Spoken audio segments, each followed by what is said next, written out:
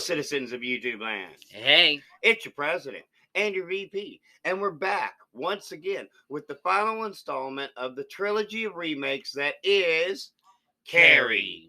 This time it's the 2013 version, which premiered October 18th, 2013. In the United States. In the United States, but the day previously it had a limited release and October 7th, 2013 in Alderaan, Hollywood. Well, 11 days earlier, excuse me. It was made for a budget of $30 million, and it made $84.8 million worldwide.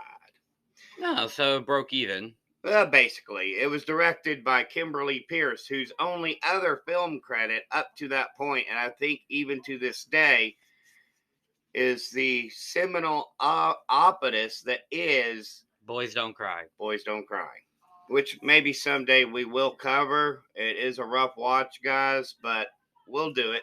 Mm-hmm. It stars Chloe Grace Moretz, Judy Greer, and Julianne Moore. Those are the top names. Chloe being, of course, in the role of Carrie, and Judy Greer being in the role of the coach, the sympathetic coach, and Julianne Moore, of course, giving her take of Margaret White. Mm-hmm. So this film started a little bit differently than the previous two films, as when we covered the previous movie, it began with the with like stones falling on the house, and we talked about that.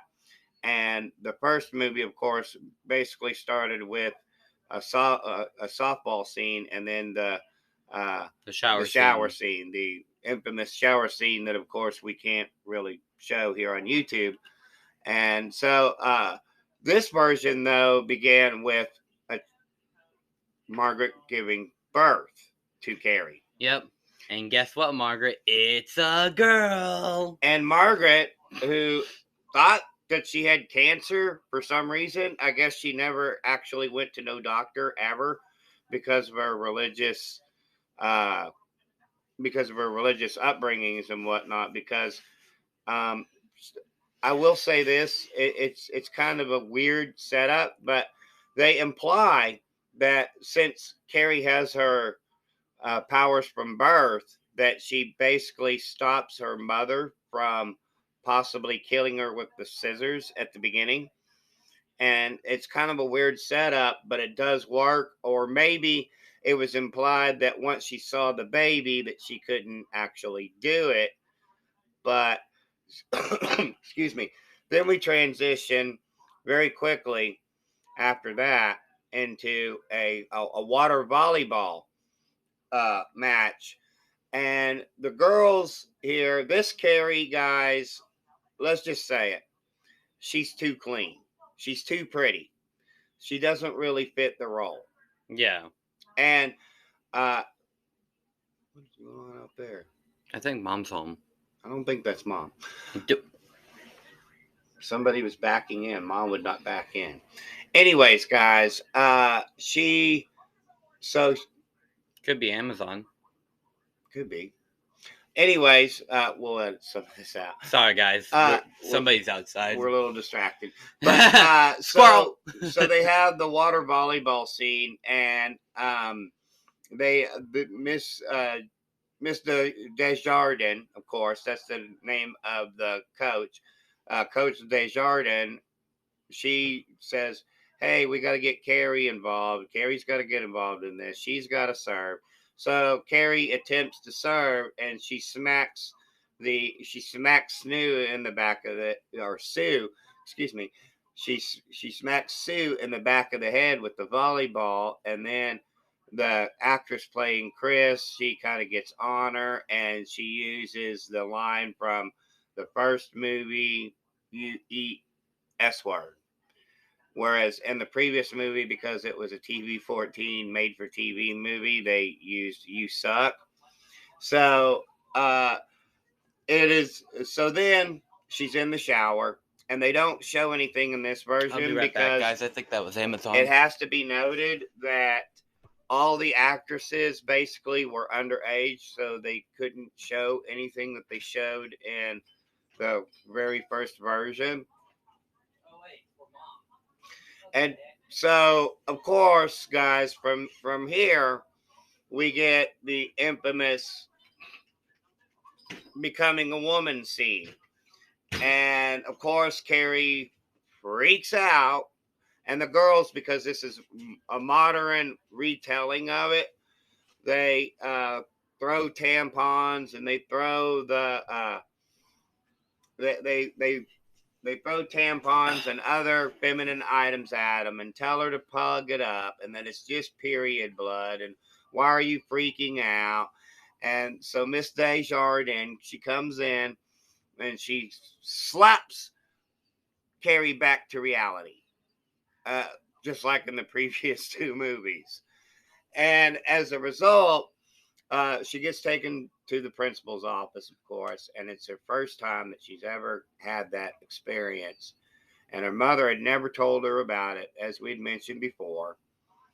And from there, uh, Sue, in this version, feels bad immediately about what they did and stop participating actually in the harassment. Now, it should be mentioned that they had captured the footage on a cell phone and basically uploaded it to like YouTube and stuff. And yeah, so there was that aspect. And I think in that way, it does kind of work. Just ignore that. Oh, okay. And Sorry, that's mom's phone going off, it guys. kind of works because uh pause this. This movie is supposed to go ahead, guys. This movie is supposed to be a modern remake of Carrie, which they had already done that before in the 2002 version. But in this version, they basically, they made it too modern, if you will, with the whole cell phone aspect and all that. And it's like, even like back in like 2013, trying to upload a video to YouTube from your cell phone was pretty freaking hard. Yeah, it might have been. But so then she's sent home, of course, and they do things a little bit differently because it's a modern retelling. So they don't have the ashtray moving scene. Instead, we kind of get like a water jug busting because she's able to do it. And like, and here's the other thing: they get to the creepy Carrie scene that's in both of the movies. In this version, she just basically like makes him fall off of his bicycle slightly. It's nothing too dramatic at all. It's like Instead of having him fly on over into a freaking tree, breaking his arm and nearly killing him. yeah. So um from there it's basically beat for beat, guys. Um Julianne Moore, of course, she gives a completely different performance as Margaret White, and it's kind of a more of a she's kind of like more just like beaten down by life, if that makes sense.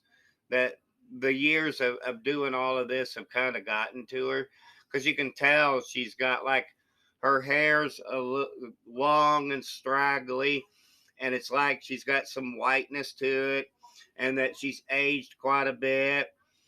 And you could tell that these things kind of gotten to her, and she had to go pick up her daughter, and their daughter brings her home, and then we get the mama, you didn't tell me, and she doesn't. Chloe, though, no disrespect to the actress, but she doesn't bring the same type of energy that the previous two Carries bring.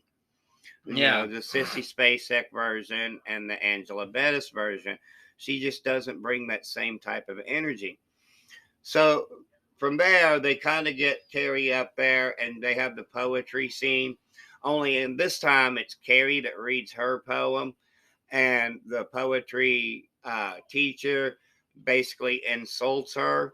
Being like, well, that was scary. No, it wasn't. You want to hear a scary poem? Read anything by Edgar Allan Poe. Then you'll know scary. And so the Tommy Ross of this version, which by the way, I had conflicted feelings about.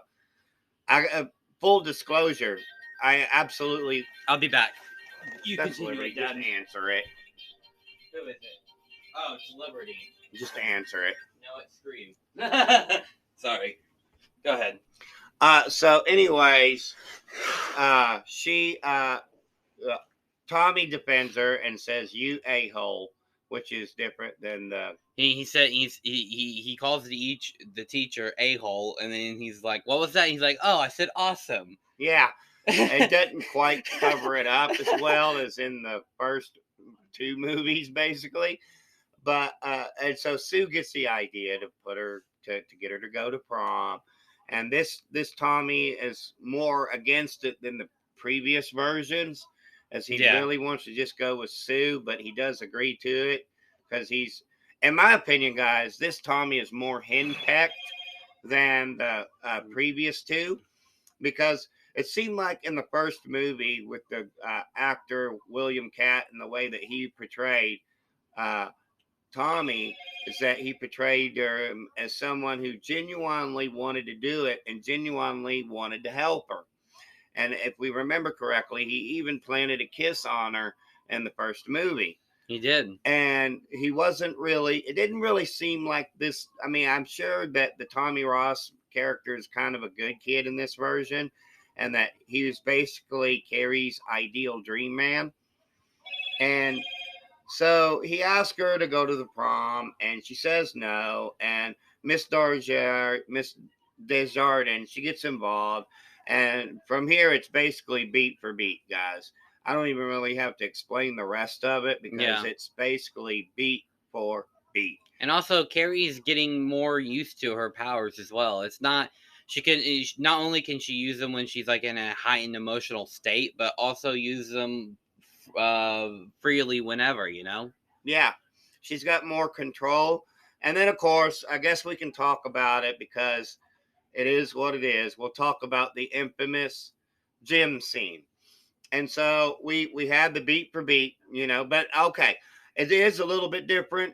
And when I say beat for beat, it is a little bit different because it seems like in this version, it's Chris Nolan or it's Billy Nolan that is manipulating Chris, rather than in the previous two ones, it was Chris that manipulated Billy. Yeah. So Billy is more of a psychopath in this version. And Chris is more of a sociopath as well, as it was society who brought her to the way she was, as she even like slices the pig's throat open. Yeah, which we can't really show here on YouTube. No, we did just talk about it, so hopefully it doesn't really get us into trouble too much. Yeah, she slices it open, and and then they get the blood and stuff from the pig, and that's when the whole like gym scene shows up, as like they tried tying the bucket down so that way they don't get in trouble, but then like the bucket falls. And they made it more.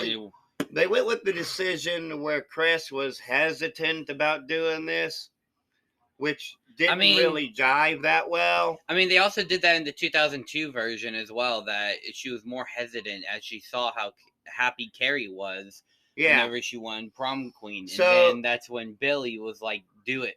They do it, and the blood comes down, and the bucket hits Tommy, and Carrie, she just transforms, and she's got this look, and she sends Miss Desjardins with the X-Men like force power or Star Wars like force power, and just whoosh, and pushes everyone back, and there's like lights just blowing up everywhere and stuff. It's like a psionic blast, and so things are happening. But here's the thing: even though it's an R-rated movie, guys, there's really not that much blood other than the blood from the pig's blood.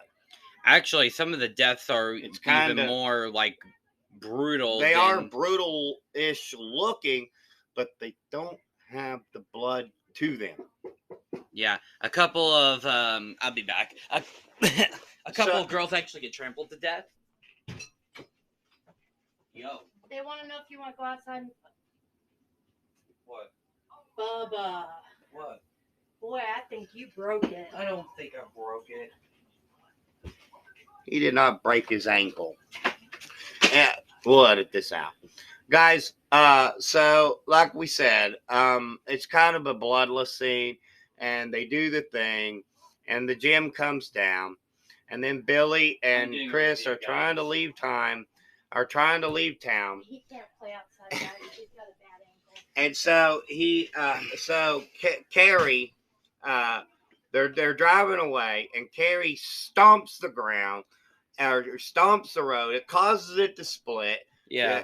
They turn around. Billy tries like running over Carrie, and Carrie basically says nope, stops the car, and basically puts his nose into his brain. Yep.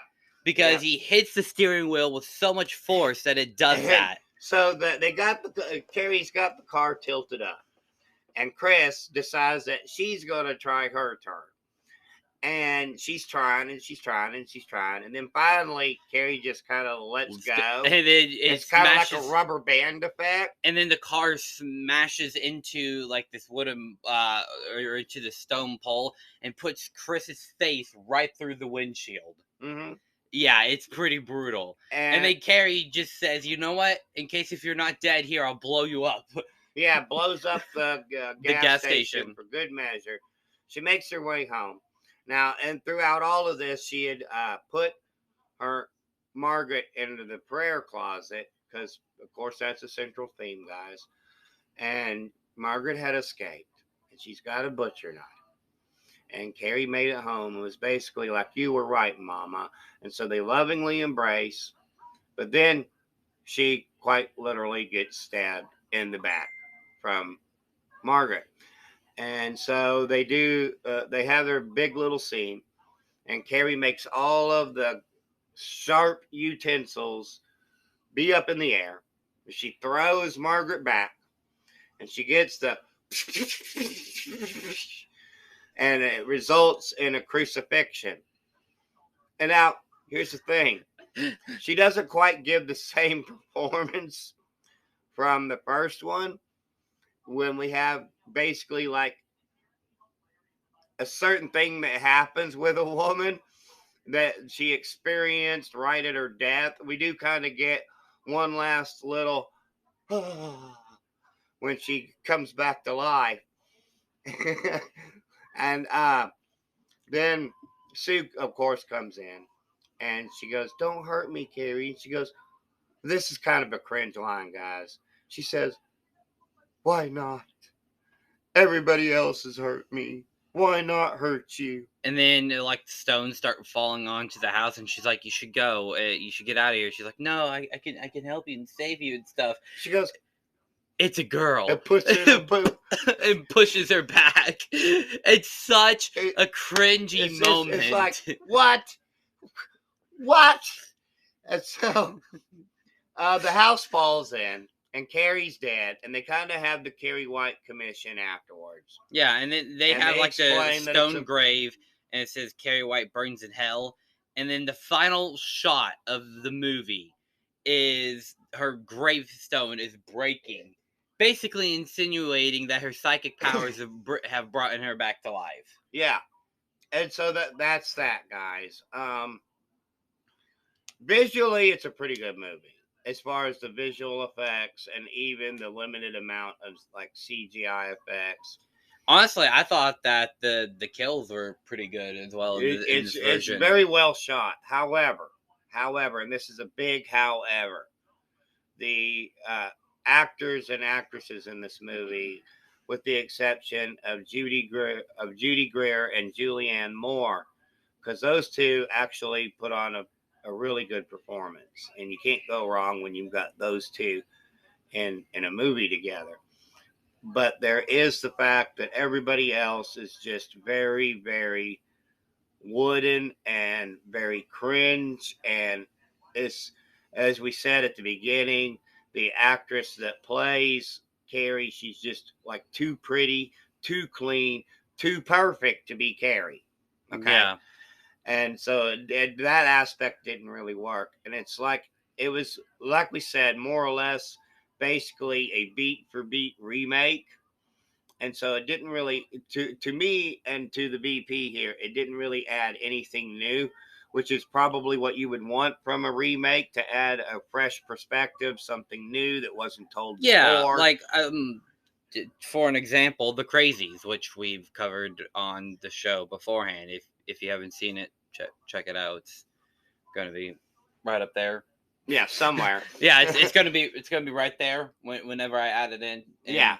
So, but yeah, it didn't really add anything new, and overall, it's just kind of a flat movie. At times it just made us laugh, and overall, like we said, it's pretty bloodless, and to me, there's really wasn't really much of a reason to have an R rating in this movie. It should have been No, more of it like a should- PG-13. Yeah, I think the R rating really stems from the language. And maybe towards the last little gym scene, and that's about it. Yeah, But there really wasn't and much maybe of a reason for Billy and Chris's death as it. well. Yeah, but like we said, there just wasn't much of it. Even their deaths, while they look cool, are tame in comparison to some of the other stuff that has been featured. And so, you know, I guess I'm gonna give this one 2.25 out of 5. What say you? Also 2.25 out of 5. It's not quite like an I hate this movie, but it's definitely nowhere near. To me, it's nowhere near even the quality of the 2002 version, even though the 2002 has the really ridiculous looking CGI in it. It at least fleshed out the story a bit more and gave us more perspective. And it so, even showed some stuff that the original version didn't do, because and that it was more faithful to the source material. And so, but of course, neither compared to the original version. Yeah. And so, hopefully, guys, Hollywood, if you're out there listening, if you are, enough with the Carrie remakes. I think this Carrie version is the final Carrie remake. Yeah, we can hope so. Unless Blumhouse gets their hands on it. Oh, God. Don't give them ideas. They're already doing bad things with others. You know this. Anyways, Blumhouse, guys, don't listen to us. But hey, if you think, or if you've seen Carrie 2013 and you believe that it is the best version of Carrie, have you never seen the original? Yeah, come on, guys. So, with that being said, but hey, just remember, We're just two idiots with a digital camera. Our opinions do not matter, except they actually do, because we have a YouTube show, except they actually don't. So, having said all that, stay tuned, guys, because next time on Denny and Son, it's going to be the month of Halloween horror. Starting with Paranormal Activity. So Saturday, October 1st. Stay tuned for that, guys. It's coming up next on our schedule. So, having said all of that, there's only one thing left to say, and that is peace and love from Denny and Son. Bye.